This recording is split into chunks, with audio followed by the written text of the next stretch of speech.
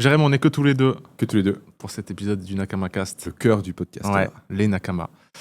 C'est un plaisir de parler avec toi aujourd'hui du projet que l'on a envers les pères, les futurs pères et les nouveaux pères de famille.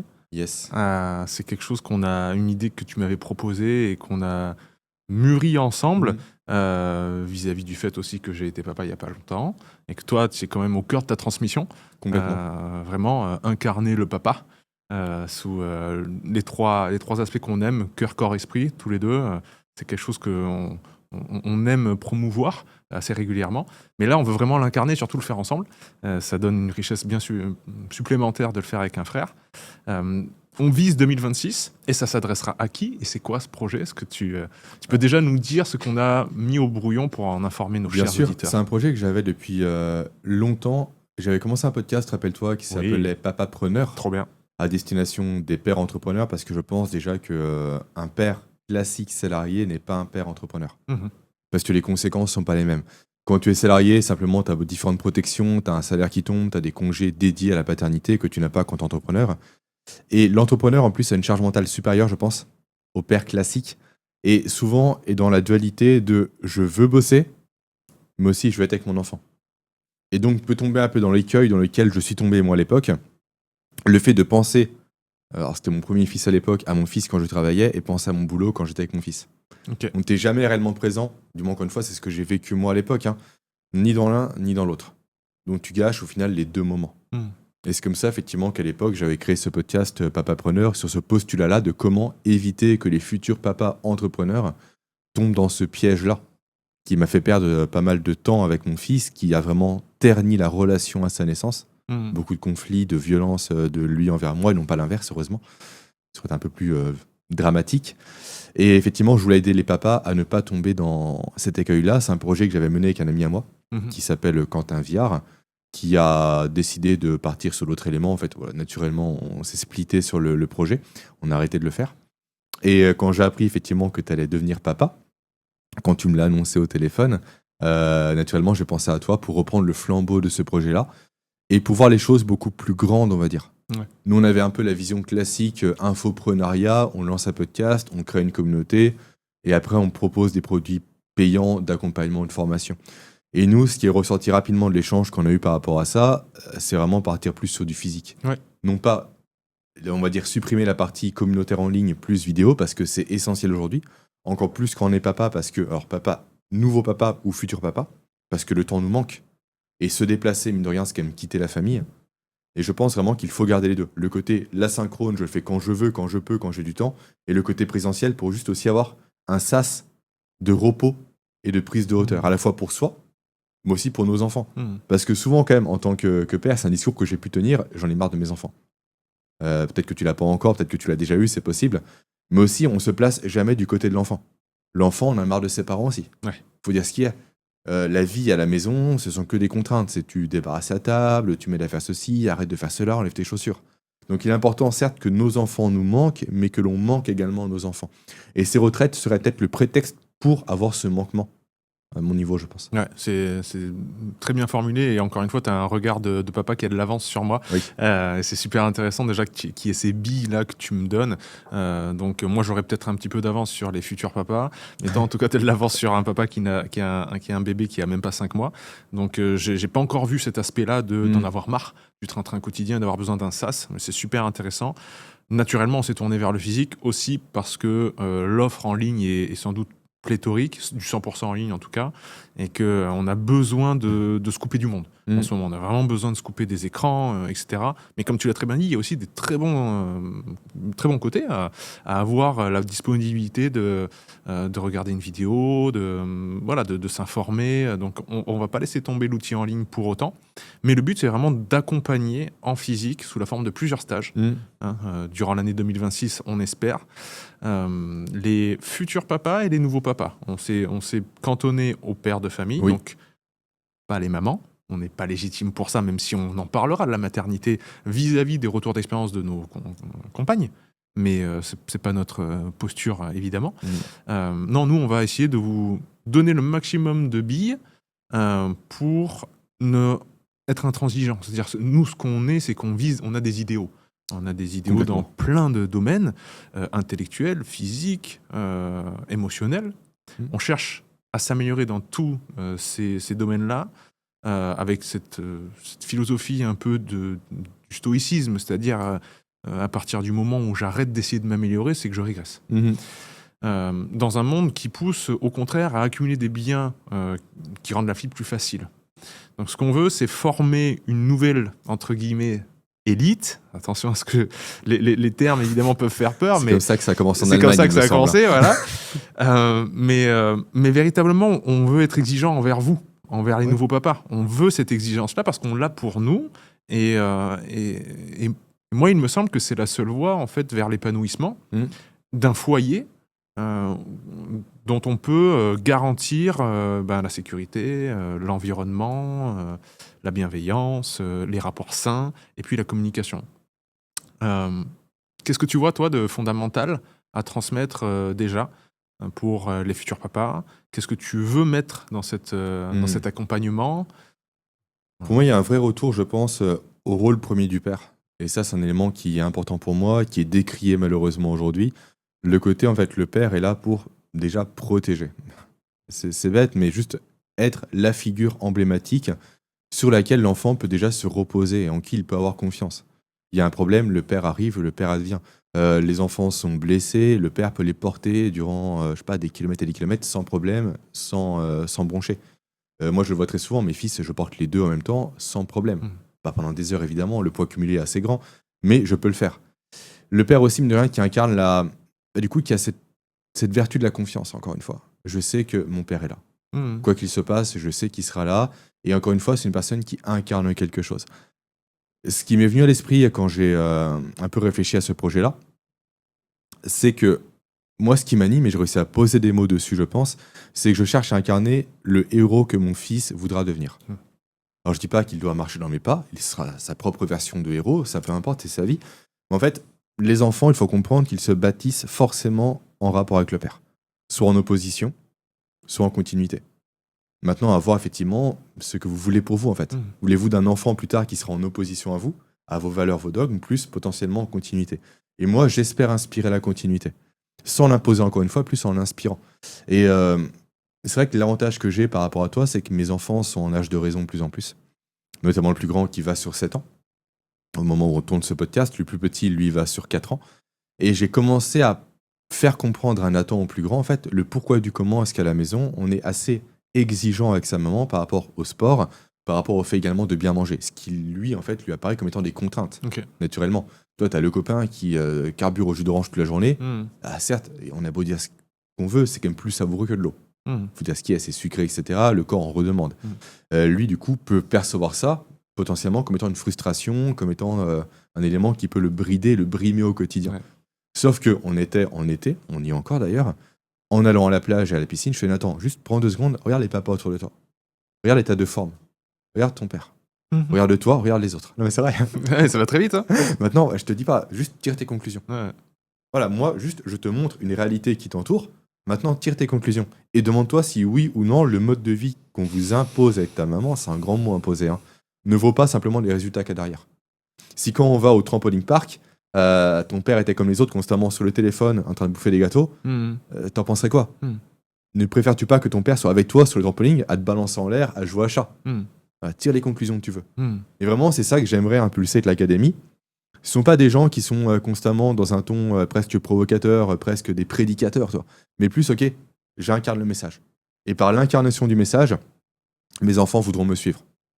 Naturellement, je pense ici à Julien Lepage, notre ami commun. Julien incarne le message. Et ses enfants, dès maintenant, qui ont, je crois, 14 ans, font du sport, etc., se dépassent.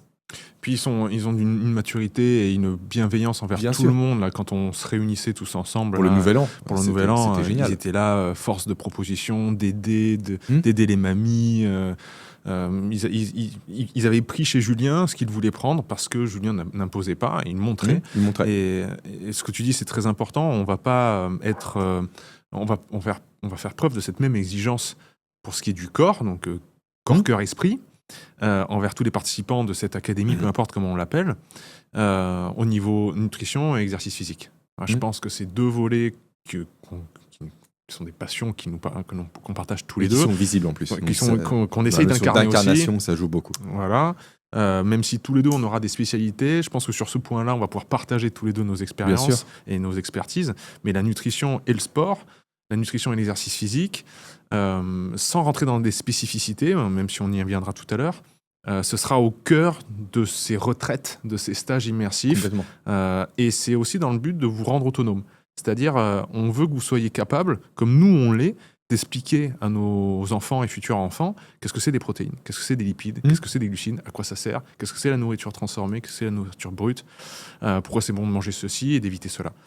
C'est pas des dogmes qu'on va transmettre, c'est vraiment une autonomie de la pensée pour que vous puissiez être des papas qui apprenaient après, par effet de ricochet, à vos enfants. Et pas dire Jérémy a dit que, Pierre a dit que. Non, c'est papa, il a compris, il incarne ça et il te transmet ça. Donc ouais, ça, l'aspect du corps, je pense que c'est génial en fait quand ton fils te dit papa t'es le plus musclé de l'école. Ah bah ouais. C'est con, c'est que de l'apparence, mais c'est génial. Ton fils qui mange du poulet, papa je prends du muscle. C'est merveilleux à voir, c'est super beau. C'est clair. Il y a aussi l'autre aspect, parce que certes l'aspect physique c'est important, mais il n'y a pas que ça. Et puis d'autres personnes le font peut-être mieux que nous, je pense aussi, mine de rien. Mais aussi des aspects plus cognitifs aussi sur lesquels je pense on va s'engager.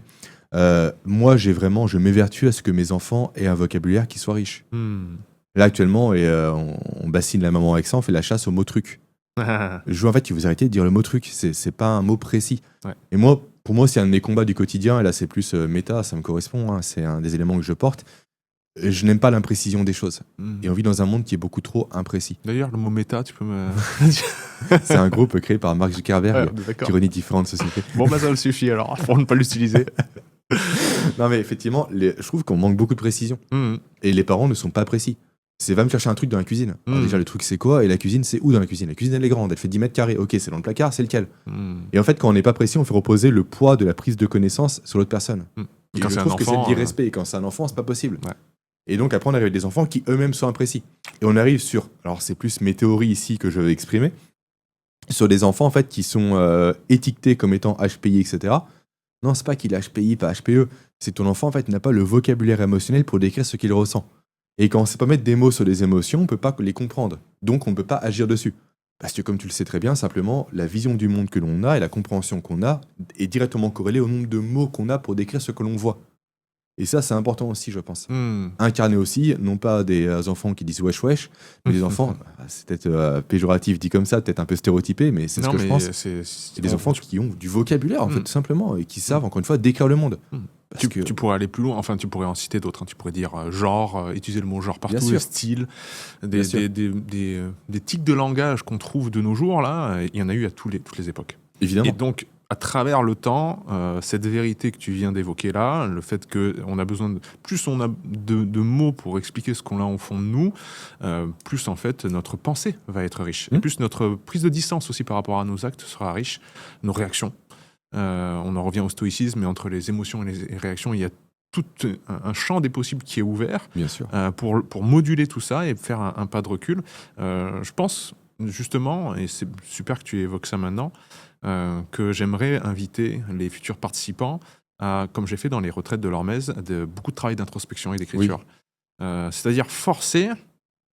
Ido Portal parlerait de pratique. C'est-à-dire, une pratique, c'est quelque chose que tu t'engages à faire et que tu fais dans un temps donné, par exemple 60 minutes, et tu vas pas décrocher. C'est-à-dire tu vas pas t'arrêter parce que tu en as marre, tu vas t'arrêter jusqu'au moment où le job is done. Comme il dit, tu as fait le taf, quoi. Tu t'arrêtes pas parce que tu as mal. C'est comme quand on s'entraîne à la salle. C'est-à-dire, là, on a une série où il faut faire 10 répétitions. Je m'arrête pas à la 8e. Je vais vraiment jusqu'à la 10 répétitions que j'avais notée sur mon carnet. Je fais 5 séries. Je fais pas que 4 séries. Et c'est pareil pour le travail cognitif. S'imposer 60 minutes d'un travail cognitif et une seule tâche, lire un livre, prendre des notes, relire ses notes, faire une synthèse, peu importe.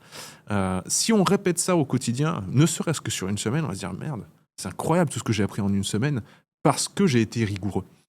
Et ça, dans un monde où il y a des distractions partout, où il va falloir apprendre à l'enfant justement à naviguer dans un monde d'objets brillants partout, si nous on n'a pas cette force-là, avant tout, comment on va l'inculquer finalement chez l'enfant? Encore une fois, c'est incarné, c'est le père qui dit va pas sur ton portable en étant lui-même sur son portable. Ça, exactement. Au moment, ça ne va pas, ça ne va pas. Non. Donc c'est par rapport à ça, donc cœur, corps, esprit, ça peut faire peur. C'est-à-dire que les futurs papas et les papas, les nouveaux papas, on va dire, qui nous écoutent et qui sont prêts à se dire ok, j'ai envie d'être accompagné dans ça parce que franchement, je navigue à vue, c'est complètement inconnu pour moi. Il y a des conseils que j'aimerais recevoir et puis je me sens pas prêt physiquement, émotionnellement à endosser le rôle de papa et ça se comprend tout à fait. Il y a des trucs qui sont pas réglés. Nous, ce qu'on va vous inviter à faire avec Jérémy, et tu vas me dire si tu es d'accord avec cette vision-là, c'est que l'éthique est plus importante que l'exécution. On parle souvent on juge les gens à leurs actes, pas à ce qu'ils disent. Et ça, je suis premier à dire oui, c'est vrai. C'est vrai que dans les faits, tu ne juges que les actes et pas les paroles. C'est bien beau d'avoir des belles paroles, mais voilà. Cependant, il ne faut pas tomber dans le perfectionnisme. C'est-à-dire, c'est bien beau de vouloir faire parfaitement, mais vouloir faire parfaitement, tendre vers la perfection. Encore faut-il avoir des valeurs et de savoir vers quoi on tend et s'accorder la souplesse de ne pas faire les choses parfaitement. C'est-à-dire, dans l'exécution, tu feras jamais parfait. Jamais parfait. Par contre, tu tends vers un idéal. Comme on a dit en préambule, on a tous les deux des idéaux physiques, intellectuels, émotionnels. On tend vers des choses qui sont plus grandes que nous. Mais si je ne le fais pas parce que j'ai peur de faire les choses parfaitement, je suis mort. Je le ferai jamais. Donc l'éthique, ce qu'on va vous aider à déterminer, c'est-à-dire vouloir incarner la perfection d'un papa, ne doit pas vous inhiber dans l'action. Ne doit pas vous faire peur, dire merde, non, ok, je veux bien être bien, mais je serai jamais parfait. Ben, sans blague, oui, tu seras jamais parfait. Mais cette éthique-là, elle est nécessaire, elle est obligatoire. Si vous n'avez pas déterminé avant tout vos valeurs, les valeurs que vous voulez transmettre à vos enfants, il n'y aura pas d'éthique à la maison. Et sans éthique, bonne chance quoi, pour inculquer quelque chose à vos enfants.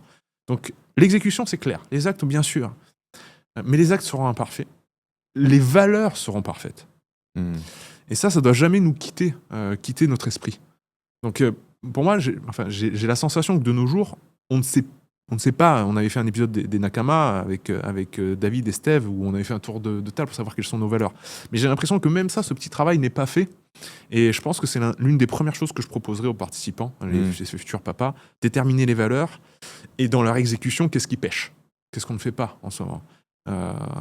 Voilà, pour moi ça me semble essentiel comme point de départ en tout cas. Hop, j'interromps rapidement cet épisode. Si vous aimez le NakamaCast, pensez à aimer cette vidéo, à la commenter et à vous abonner à la chaîne. C'est ceux qui nous aident le plus.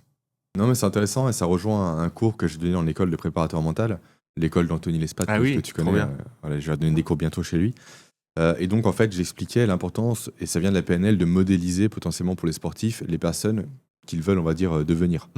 T'es basketteur, tu veux rejoindre l'NBA, tu peux modéliser par exemple, je sais pas, Allen Iverson, tu peux modéliser, je sais pas, peu importe le basketteur. Et donc, à partir de là, ok, ça c'est mon idéal. Maintenant, quelles sont ses compétences ? Qu'est-ce que j'aime chez lui ? J'en prends note. Ok, donc quel est le père ? Grosso modo, son relie avec le projet qu'on a, idéal que je veux devenir. Là, il a 10 sur 10 en communication, en force, il a machin. Ok, maintenant, moi où j'en suis ? Je suis à ça. Donc le gap, c'est ça. Qu'est-ce qu'il faut que je mette en place pour atteindre le résultat visé ? Et après, comme tu l'as dit, donc là, c'est le côté intention, comme tu l'as mentionné précédemment. Après, le côté action. Tu l'as très bien dit. Il y a une phrase que j'adore dire à mes clients en accompagnement en productivité, c'est l'action qui donne l'information. C'est pas l'inverse, en fait. Parce que constamment, les problèmes que tu vas, on va dire, anticiper en théorie ne seront jamais les problèmes qui vont advenir en réalité. Tu ne peux pas tout simplement spéculer sur le vrai problème auquel tu vas faire face. Le monde est trop chaotique, trop incertain pour le savoir. Les éléments du présent, non pas les éléments du futur. Justement, passe à l'action. Et c'est en faisant des erreurs que tu auras l'intelligence de documenter, parce que souvent c'est ce qui manque chez les gens, ils ne documentent pas leurs erreurs, ils n'en tirent pas des conclusions, que tu vas commencer à comprendre l'intérêt d'un processus itératif. J'ai fait une erreur, je la pointe du doigt, ok, je la corrige. Je reteste, l'erreur est encore là, ok, donc ça va pas, je recorrige autrement, et je réessaye. Mais c'est par l'action, encore une fois, comme tu l'as dit, qu'on a l'information. Comme pour la musculation. T'as beau tout lire sur la musculation, les bouquins de Fred Delavier et tout, tant que t'es pas sous une barre, je suis désolé, tu pousseras pas une barre. Faut dire ce qui est. Trop bien. Ouais, je pense qu'on va se rejoindre sur beaucoup de choses par rapport à ça. Et il y a un autre point, moi, parce qu'on parle de l'action et de l'exécution là en ce moment. Il y a un point que j'aimerais mettre en lumière durant ces futurs stages et durant les choses qu'on va partager aussi en ligne avec ces papas et futurs papas. C'est le fait d'être interrompu. Quand tu as des enfants, quand tu commences une tâche, elle a peut-être commencé depuis 5 secondes que c'est fini déjà. Bien sûr. Et ça, j'aimerais le mettre en pratique d'ores et déjà. C'est-à-dire, vous êtes futur papa, vous savez que vous allez avoir un enfant dans 6 mois. Vous venez vous former chez nous, ok. Mais alors la semaine qu'on va passer, si vous croyez qu'on va respecter des horaires figés, etc., vous allez bien rigoler, quoi.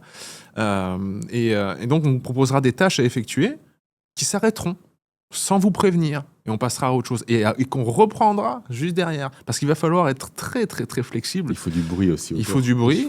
Il faut pouvoir d'un seul coup se refocaliser sur quelque chose alors qu'on a lâché cognitivement la tâche, se remettre dessus. Tout ça, c'est une gymnastique de l'esprit qui n'est pas simple. Et autant se préparer avant. Donc l'interruption, je pense que ça va être quelque chose de très fun à pratiquer avec ces papas-là. Moi, je me fais rire tout seul dans ce genre de moment où mon petit bébé, je commence un truc et hop, tout de suite, il faut le prendre, il faut que ce soit toi qui le garde, qui le fasse dormir, etc. Et quand je sens que je vais pouvoir reprendre la tâche, je me mets des verrous, je mets des outils mentaux en place. J'ai utilisé celui de David Goggins il n'y a pas longtemps. Lui, quand on lui disait comment tu fais dans la journée, toi qui t'envoies 3 trainings par jour qui sont des trucs diaboliques, qui n'ont pas de fin, toute ta matinée tu t'es entraîné, tu viens de manger à peine, et là tu vas repartir t'entraîner, comment tu fais pour faire un reset, quoi, tu vois. Et lui il dit Station 1. Il imagine qu'il est sur un circuit de train fermé et qu'il revient à la station numéro 1. Tout recommence. C'est un point de départ. Tout ce qui s'est passé dans le passé s'efface. Et mentalement, il se dit, je commence maintenant. Et il se met toujours, dès qu'il a besoin, il se met Station 1. Comme ça. Et j'adore. Et ce que je fais, c'est-à-dire, j'ai posé le bébé, il s'est endormi, ok, je repars à 0. C'est le début de la journée. Donc j'oublie tout, on laisse l'ego à la porte, comme j'aime bien dire. On repart feuille blanche. Et ce qui permet de ne pas se dire... Toutes les pensées parasites qui se disent « Ah mince, il m'a interrompu, est-ce que je vais arriver à me reconcentrer ? Ah tiens, je me ferais bien un petit café avant. » Non, tu te remets à la tâche, point barre. Maintenant, tout de suite. Ça aide ce genre de truc. Mais c'est pour ça que je pense que la cible sont les entrepreneurs. Ouais, Parce première, que sans le doute. père qui est chez lui, qui est au travail, n'a pas ces considérations-là. Sans doute pas, mais il va s'occuper de son enfant à un moment ou l'autre, et ce sera peut-être même plus frustrant. Imagine, il rentre le soir, il s'occupe de son bébé, parce qu'il prend le relais de sa maman. Mais le soir, il a peut-être envie de faire un truc qui est de l'ordre de la lecture et du plaisir personnel. Tu vois ?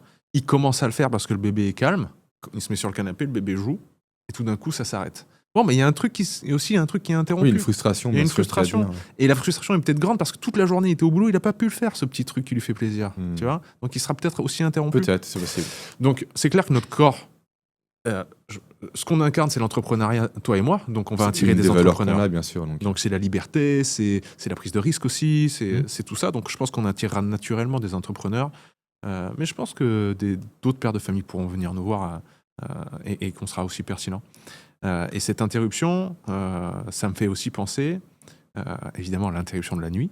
Les nuits saccagées. Je peux en parler tu seras le meilleur pour nous en parler. Sans problème. Et je te passe la parole après, mais on travaillera aussi sur ça.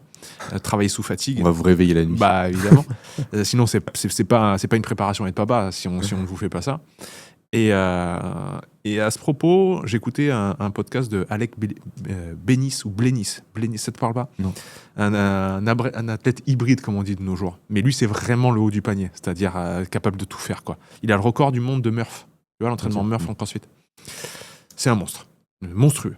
Et c'est rare qu'un athlète et qu'un coach, il y a aussi coach, s'expriment aussi bien. Tu sais, il n'y en a pas beaucoup qui sont capables d'une grande pédagogie, comme lui. Il est vraiment génial, il est clair en plus. Et il a fait le weightlifting club antifragile ou un truc comme ça. Okay. Donc, j'adore. Bref, il disait dans une interview il n'y a pas longtemps où on lui posait une question par rapport à la fréquence d'entraînement et le sommeil. Et la personne qui l'interviewe lui dit « Ouais, parce que j'ai lu que une simple nuit de sommeil mauvaise, entre guillemets, plus courte, assurée, etc., te fait perdre 20% en performance et en gain, etc., voilà, de capacité physique le lendemain, si t'as mal dormi. » Et lui, il regarde, il dit ben ouais, mais c'est merveilleux. C'est-à-dire que même si je dors mal, j'ai encore 80% de gain. Tu vois ? Ben ouais, on a toujours eu le narratif inverse. C'est génial. Toujours inverse. C'est-à-dire, j'ai mal dormi, je m'entraîne pas. Parce qu'apparemment, il y a 20%. Sans blague, tu vas avoir 80%, Mmh. même si tu fais tes pompes et tes tractions et tes trucs là. Alors pourquoi tu le fais pas? Et ça, pour un père de famille, ça décloisonne aussi. Ouais, complètement. Je suis fatigué, mais je vais quand même faire mon petit training. Je vais faire un temps, c'est court. Ok, je vais peut-être pas courir un marathon si je suis un peu fatigué, mais je vais faire mon truc. C'est vrai que le format IMOM est intéressant parce que ça t'impose un temps et pas des répétitions. Ouais. Donc en fait, tu vas beaucoup plus à une logique de je m'écoute, mais je fais mon sport. Sans chercher potentiellement la rupture et donc la blessure. Ouais, on naviguera dans ces C'est modalités Bien sûr. qu'on aime beaucoup et qui sont beaucoup issues du CrossFit. Mais il y a le AMRAP où tu fais un maximum de tours dans un temps limité. EMOM, comme tu as dit, où tu pars toutes les minutes. Il y en a plein qui nous permettent d'être... et c'est comme ça que la méthodologie CrossFit est... on a interviewé Ellie aujourd'hui aussi et Mélodie. Elle est géniale, cette méthodologie, parce qu'elle place l'intensité au centre. Oui. Et la variabilité. Donc vous allez faire des choses très diversifiées, ça va être Sur intense et un court. temps très court. Voilà. Donc ça laisse, j'ai envie de dire, moins de traces au niveau fatigue, courbature, etc. Même un bon entraînement, logiquement, t'en ressors avec plus d'énergie C'est que ça. quand tu l'as commencé. C'est ça. Nous, on est des acharnés, donc parfois on pousse le bouchon un petit peu trop loin, mais c'est comme ça qu'on apprend aussi. C'est comme ça qu'on se blesse aussi au C'est comme ça genou qu'on et se au mollet. blesse. Voilà. Mais vous bénéficierez aussi de nos erreurs. C'est ça aussi. Hein. C'est qu'on s'est bien planté dans plein d'endroits et c'est aussi ça qui nous permet d'être pertinent. Quelqu'un qui arrive et qui vous dit j'ai tout fait juste, franchement, généralement, il ne sera pas un bon prof. Complètement. Non, puis pour en revenir au sommeil, effectivement, moi j'ai eu des gros problèmes avec notamment mon premier fils qui n'a pas dormi durant 2 ans, entre 3 et 5 réveils par nuit. Et littéralement, j'étais encore dans le salariat à l'époque, je quittais la maison le matin, il pleurait, je rentrais le midi, il pleurait, je n'entendais depuis la rue, tu vois. Donc t'as l'angoisse en plus de se dire putain, je vais rebaigner 2 ans. Je restais plus tard au boulot pour ne pas l'avoir, tu vois. Je repartais, il pleurait, je rentrais le soir, il pleurait. C'était que ça. Littéralement, il ne faisait que pleurer, Nathan. On a compris plus tard les raisons de ce comportement-là.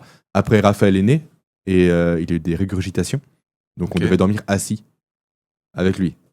Donc, en fait, j'ai eu quasiment 3 ans sans sommeil, ce qui m'a poussé dans le café à mon niveau à consommer jusqu'à 18 tasses par jour. Bref, j'ai fait pas mal d'erreurs. Donc là, tu as l'importance effectivement de l'interruption, comme tu l'as dit, soit en journée, soit en nuit. Et aussi un élément que j'aimerais voir dans ces stages-là, et vraiment dans les stages, pas dans les vidéos, c'est la partie combat.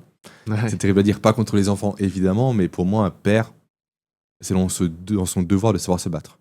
Et tu m'as partagé une story il n'y a pas longtemps, un truc Instagram où se battre avec son enfant élève le taux de testostérone, etc. Bien sûr, ça justement, c'est pour ça aussi que je pense qu'une de nos cibles peut être alors ça réduit beaucoup, j'en ai conscience, mais les pères de futurs garçons. Parce que se battre avec ces garçons, effectivement, augmente la testo, la confiance en eux, etc. Et c'est éprouvé. Et moi, mes 2 enfants en sont l'incarnation même. Ils se battent contre moi constamment. Mais des fois, c'est même dangereux. Donc, si toi, déjà, t'as pas un bon physique, les miens pourraient être blessés. Nathan me saute dessus les 2 genoux en avant. Ouais, d'accord. Donc, tu dis, ok, fais gaffe quand même. Fais attention, bonhomme, parce que ça peut être risqué. Donc, vraiment, cette notion aussi de. Alors, non pas combat pour chercher le combat. C'est pas la violence dont moi, on parle. Hein. Moi, je viens du Krav Maga. Donc c'est plus comment savoir déjà juste analyser l'environnement. Première base du combat, c'est juste ne pas être dans le combat. Et après, comment savoir protéger son enfant, ou se protéger soi. Je suis désolé, mais tes pères, tu te prends une branlée devant tes enfants, ça fait mal quand même. Hein. Ou ta compagne se fait agresser, t'es pas capable de la défendre. C'est ça.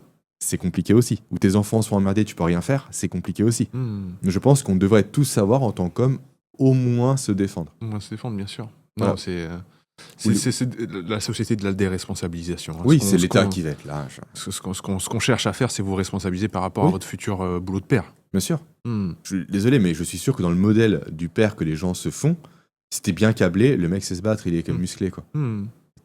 Tu n'idéalises pas un père bedonnant devant la télévision toute la journée.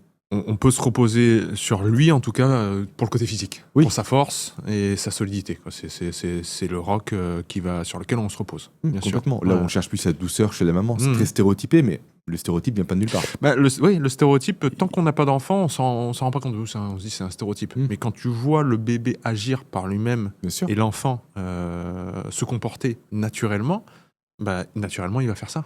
Naturellement, il va chercher la douceur chez la maman. De temps en temps, c'est pas pour autant qu'il va pas la chercher chez le papa de temps en temps, même régulièrement. Mais il y a quand même des archétypes. Et même nous, c'est ce qu'on va apporter naturellement. J'écoutais, j'ai fini aujourd'hui, mais j'ai dû l'entendre hier, je crois, le podcast du Raptor Dissident, qui parle souvent de paternité parce que lui aussi est père. Et il a vu une étude, j'ai pas été chercher, j'ai pas eu le temps malheureusement, comme quoi dans la lecture d'histoire, les femmes sont plus dans la simplicité. Toi, c'est le château avec le cheval qui fait ceci, toi. Alors que le père, lui, il est plus en mode je m'en fiche et je viens complexifier pour challenger l'enfant. Même dans des fois juste de la simple lecture d'histoire, le rapport n'est pas le même. Parce que la mère cherche plus le confort par l'apport justement de mots simples où l'enfant se retrouve, n'a pas d'effort cognitif à déployer. Et le père, c'est plus en fait je vais t'élever, quoi. C'est pas le château, c'est le domaine de Mise telle à personne, l'épreuve. etc. Ouais, Ouais. c'est la mise à l'épreuve. Ouais, Et c'est vrai que c'est une très belle preuve d'amour également de dire à son fils j'attends plus de toi en fait. exactement. Je sais que tu peux le faire, j'attends plus de toi. Si je te demande ça, c'est que tu peux le faire et j'ai la confiance. Et bien sûr, je vais t'aider, c'est pas simplement démerde-toi. C'est je vais te donner les moyens d'atteindre ce but-là. Parce que je sais que tu peux le faire. Là, c'est l'exigence bienveillante. Interruption rapide. Si vous nous écoutez, c'est que vous avez des valeurs fortes. Vous aimez performer, vous aimez vous dépasser, vous aimez incarner et prendre soin de vous au quotidien. C'est pourquoi il faut que je vous parle de Féroce. Féroce, c'est la marque de viande à très haute densité nutritionnelle qui a été développée par notre ami David Nicolas. Un steak féroce équivaut en termes de vitamines et minéraux à 4 kg de légumes. Vous avez un lien en description pour tester Féroce et pour bénéficier de 10 € de réduction sur votre première commande. Allez, on reprend l'épisode. Bien sûr. Dont on parle souvent avec notre ami Slim, on dit souvent qui aime bien châtie bien, et c'est pas châtier, hein, c'est qui aime bien exige bien. Je pense que quand on est exigeant, c'est pas qu'on veut faire mal, c'est au contraire qu'on veut faire du bien. C'est-à-dire qu'on exige par la mise en place d'une épreuve, comme tu l'as très bien dit, c'est-à-dire dans les contes, le prince, il vient foutre le bordel en complexifiant la vie de l'enfant pour qu'il grandisse. Mais c'est ça, en fait, le rite de passage. C'est bien, c'est ça l'épreuve qu'on veut mettre en place. Donc, il y a toute une reconsidération à faire par rapport, évidemment, à l'inconfort, à l'épreuve, dans une société qui promeut le confort, l'accumulation de biens matériels pour s'en sortir plus facilement, etc. Et puis c'est encore un mot, l'inconfort. Les enfants voient pas ça comme de l'inconfort. Mais bien sûr. Moi, quand je prends un bain froid devant mes enfants, pour eux, c'est un jeu. C'est pas de l'inconfort. Il y a ça aussi, la sémantique joue terriblement. Ouais, bien sûr, bien sûr. Donc ouais, remettre le mot, remettre l'introspection et l'écriture pour enrichir au maximum votre expérience de futur papa et de nouveau papa, et faire un travail préparatoire. Moi, ce qui me semble fondamental, c'est de régler les problèmes que l'on a avec soi-même avant d'être papa. Est-ce que d'autres problèmes vont advenir en plus Et surtout, ceux qui étaient déjà là vont être mis en lumière et exacerbés de façon et dans le 10 000. couple aussi, dans le couple aussi. Et dans le couple, tellement. Il faut être en paix avec soi-même. Je pense avant tout, en paix avec la vision et la perspective, c'est-à-dire l'objectif concrètement qu'on veut dans la vie. Sinon, on va voir l'arrivée d'un enfant comme une perturbation de ça. C'est-à-dire, on va se sentir complètement déstabilisé. En gros, c'est ce que j'ai vécu. Hein. Ouais. Ben oui, si vous naviguez déjà sur une mer agitée, ça va faire plus de vagues. Si vous naviguez sur une mer calme, ça va faire des vagues que vous allez pouvoir encaisser. En gros, c'est ça. Et là, si vous vous sentez au niveau du physique, au niveau émotionnel, au niveau intellectuel, déjà dans le mal, instable, pas content de vous, etc., c'est maintenant qu'il faut le régler. Donc prenons le temps, ensemble, entre papa et futur papa, pour régler ces histoires-là, avant que le bébé arrive, parce que quand il va arriver, ce ne sera pas le moment de régler ça. Bien sûr. Et vous allez être frustré parce que vous allez lui reprocher à lui d'être un empêchement pour régler vos problèmes à vous. Et là, c'est le cercle vicieux dont tu parlais tout à l'heure, où s'installe un petit peu de véhémence et des pensées négatives, etc. Et en plus, l'enfant le ressent. S'il y a cette notion de tension en continu, lui sera plus stressé et donc va demander plus d'intention et d'attention. Et à partir de là, en fait, c'est un cercle qui vient s'auto-nourrir. Ouais. Très clairement. Et aussi, un autre boulot, je pense, à faire en amont, on ne l'a pas fait de façon directe et Corélie, mais de façon, on va dire, indirecte, c'est de poser l'éducation que l'on veut donner à ses enfants avant que l'enfant arrive. Parce que si les problèmes, on va dire, de divergence d'éducation adviennent quand l'enfant est là, c'est compliqué. Ouais, c'est compliqué, bien c'est sûr. très compliqué. Donc, je pense qu'il faut aussi lister dans ce travail un peu d'introspection que tu as mentionné les points sur lesquels en fait on peut être flexible et sur lesquels on est intransigeant. Ouais. Par exemple, si pour toi la fast food c'est un no-go, il faut le dire en fait. Ouais. Faut pas attendre que le burger soit devant l'enfant et qu'il l'ait déjà mangé pour le reprocher à ta compagne. C'est ça. Le boulot, faut le faire avant. Ouais. Et puis embarquer les grands-mères et les grands-pères et tout l'attirail parce que ça va être jugé tout ça. Ça va être ça, jugé. faut préparer et le juger, c'est sûr. Voilà. Autant le dire clairement. C'est-à-dire, nous, les smartphones, par exemple, on avait dit à tout le monde, et on s'est dit entre nous, d'abord, on s'est dit entre nous avec Joy, hein, on s'est dit, bon, qu'est-ce qu'on fait ? Est-ce qu'on c'est out ? C'est-à-dire, on le met dans une pièce, on l'autorise, l'autorise pas, etc. Et on s'est dit, au maximum, quand il y a notre bébé, on le met sur mode avion, obligatoirement. C'est-à-dire, il est proche ou quoi, mode avion. Et donc, on fait passer message à tout le monde. Et autant que faire se peut, jamais dans la même pièce. Voilà. Quand on est à la maison, on le met dans un endroit en haut d'un meuble. Ça, c'est loin. On coupe le Wi-Fi, etc., etc. Ça, il faut le dire aussi aux grand-mères, évidemment, parce qu'elles vont vouloir prendre des photos, etc. Est-ce qu'on montre l'écran au bébé ? On montre un écran à un bébé, c'est incroyable. C'est chou. Alors là, il ne regarde que ça. C'est de l'hypnose. C'est littéralement. Donc tu te dis, bon, ok, si ça fait ça sur un cerveau de bébé, ça doit faire ça sur mon cerveau aussi. Donc ça commence à faire peur. Nous fait réaliser des choses. Comme quoi, c'est aussi nos professeurs par ce genre Bien de sûr. choses. Mais voilà, comme tu l'as très bien dit, le dire avant, l'établir et même l'écrire et en parler dans l'entourage proche, parce que sinon, l'éducation de la génération de nos parents, c'était complètement différent. C'était pas du tout sensibilisé, rien que sur la nutrition. Donc, si nous faisons différemment, on a l'impression que ça ne concerne que nous. Mais non, parce que nos parents vont se sentir un petit peu mal à l'aise et presque juger, dire « Ah, ben, vous éduquez vos enfants différemment que nous, on vous a éduqués, etc. » Il y a ça. Et ça peut créer une sorte de malaise.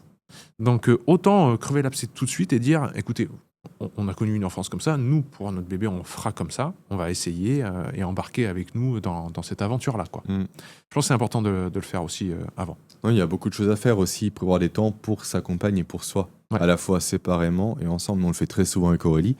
On s'octroie du temps en dehors de la maison. En fait, moi je pars, elle part, etc. Et après on se retrouve. Et ça, c'est essentiel super, aussi. ouais. C'est Soupape, vraiment essentiel. Il y a beaucoup d'éléments. Je pense qu'il y a beaucoup de choses à faire. Et en plus, tout ça par d'un postulat que tu as fait toi. Moi, je ne me rappelais plus parce que c'était déjà passé, vu que j'ai mes enfants beaucoup plus tôt que toi. C'est le fait qu'on accompagne très bien la future maman, mais qu'on délaisse très facilement le futur père, en fait. C'est ça. Où le père est littéralement relégué à juste le géniteur. Et j'entends le discours des femmes qui vont dire ouais, bah, pour une fois, vous n'êtes pas le centre de l'attention. Ok. C'est encore moi. Si vous êtes arrivé jusqu'ici, c'est que notre podcast vous plaît. Et s'il vous plaît, vous allez encore plus adorer, je pense, notre newsletter Paradigme. Paradigme, c'est un mail qu'on envoie tous les dimanches à 17h avec Pierre et dans lequel on vous lance un défi qui va changer votre vision du monde. Un défi pour augmenter vos niveaux d'énergie, de productivité, votre santé également, et j'en passe. Donc, inscrivez-vous directement à Paradigme via le premier lien présent en description de cet épisode. Et c'est pas, on demande pas à être le centre de l'attention. On demande juste à ne pas être invisible du jour au lendemain. C'est juste ça, quoi. Et à participer dans les dialogues et à parler de tout ça et à aider durant la grossesse etc., etc. Donc bien sûr, l'accompagnement. Il faut jamais attendre de toute façon de l'aide d'en haut.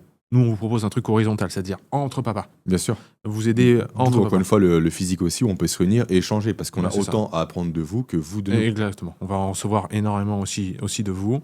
Et en guise de conclusion, parce qu'il nous reste déjà... Il reste 5 minutes, ouais, c'est l'épisode assez court. Plus trop de temps.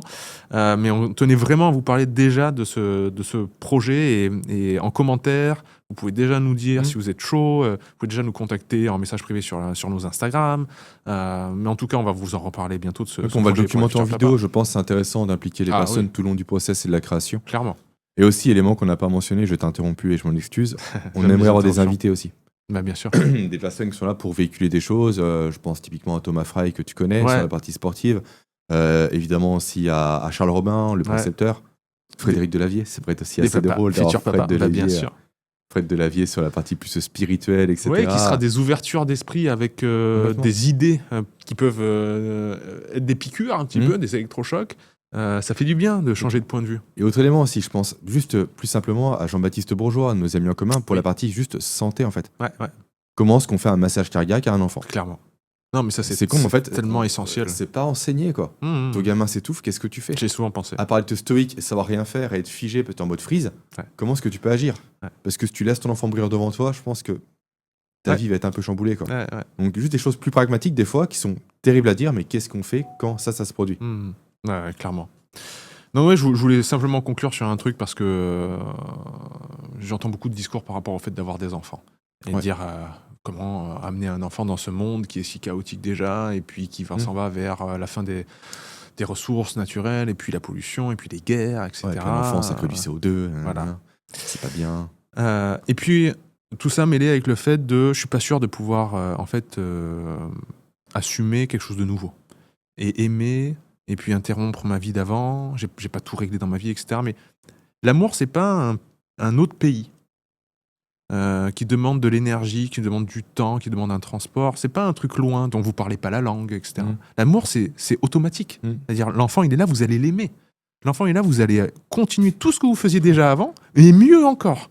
Ouais. Et en plus, ça aura un but. Et en plus, vous aurez plus de motivation. C'est pas un truc loin, l'amour. C'est pas un truc nouveau. Ça va être inconditionnel. Donc, ça retire pas, ça ajoute. Exactement. Ça va... Je sais pas, moi, c'est une nouvelle carrosserie à votre voiture. C'est encore mieux. C'est tout ça. C'est mieux qu'une nouvelle voiture. Tout. Ouais, encore mieux qu'une voiture. Ouais. Ça dépend quelle voiture. Ça dépend. Derrière Tesla, non, je rigole. Mais voilà, tout ça pour vous dire que on serait ravis avec Jérémy, évidemment, d'accompagner les futurs papas et les nouveaux papas dans ce projet-là qui est le plus beau projet de la vie. Ouais, futur et nouveau, je pense que t'as mis le doigt sur les personnes à qui on va s'adresser. C'est trop réducteur de faire que les futurs ou que les nouveaux, je pense. Ouais, il faut inclure les deux. Après, on verra. Après, c'est aussi libre à nous d'agencer les choses efficacement pour que ces deux types de personnes s'y retrouvent. Ouais.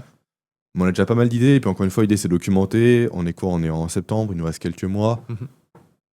Ça va y aller. Puis, encore une fois, on l'a dit précédemment, mais c'est l'action qui amène l'information. Donc, on va essayer. Les premières éditions ne seront pas parfaites. On va s'améliorer. On améliorera, etc. Et puis, on attend vos retours par rapport à ça. Bien vos sûr, feedbacks, vos propositions. Mais ouais, on a hâte. Ne serait-ce que pour le nom qu'on n'a pas encore. Exactement. Et ça serait cool qu'on l'ait un jour. On vous écoute. Bon, merci mon Jérém. Ouais, et je crois que j'avais une dernière chose à dire, il me semble, mais je l'ai oublié, donc... Non, c'est pas mal. C'est pas mal. C'est déjà pas mal. Okay. Ah, bah ouais, moi je trouve qu'on a fait un bon épisode. Rapide, mais c'était bien. Mais vraiment, le but, c'est de vous impliquer dedans. Ouais, ça, c'est clair, parce qu'encore une fois, l'idée, on a 2 expériences. À 2, on a 3 enfants. C'est bizarre dit comme ça, j'en ai conscience, mais aujourd'hui, on peut le dire d'ailleurs. À 2, on a 3 enfants avec Pierre. On n'a pas tout vécu, on a nos propres expériences. Et maintenant, partagez également les vôtres. Et surtout, partagez ce qui vous a fait potentiellement défaut avant la naissance ou après la naissance, si vous êtes déjà, vous, des enfants à votre compteur, on devrait dire. Ouais, trop bien. Magnifique. Bon, vivement la suite. Vivement la suite. Merci tout le monde. Ça passait tellement vite. Putain, quand il a mis les